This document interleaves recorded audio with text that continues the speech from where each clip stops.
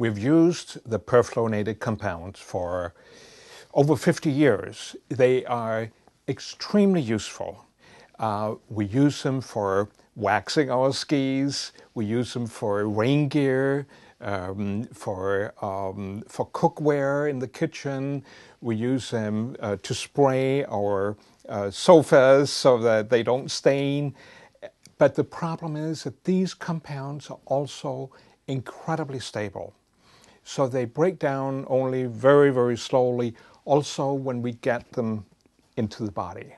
So when we absorb them, they stay inside for many years. Now, when these compounds started to be produced many years ago, nobody cared all that much about possible toxicity.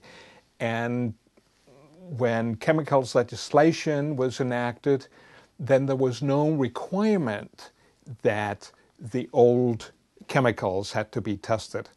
And therefore, it's only recently that we have started to worry about these very stable compounds that enter the environment and maybe also the food chains. So we have been worrying about the perfluorinated compounds for quite a while.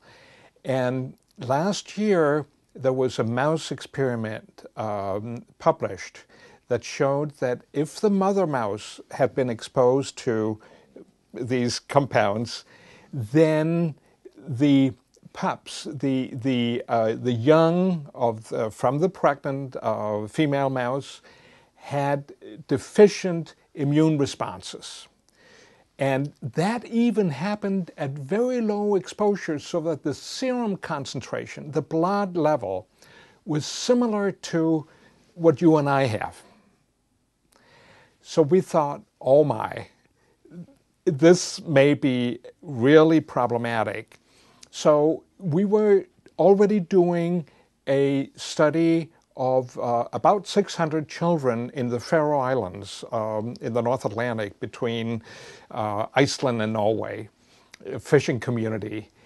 And those children we had followed up until age 7. We had just completed that.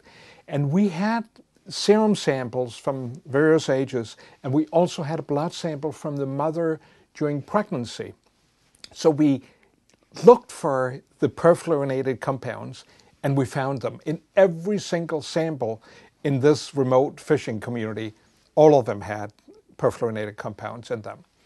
And what we then did was to look at the immune response in the children in terms of the reaction to childhood vaccinations. And we looked at tetanus and diphtheria and measured the antibody concentration, the specific antibody against tetanus and diphtheria. And what we found was astonishing. We found that for these perfluorinated compounds, the higher the exposure, the lower the antibody concentration in the child. And at age 5, after the last booster, the child had been vaccinated 4 times. We found that it was primarily the mother's exposure during pregnancy that determined if the child was going to be deficient in terms of immune response.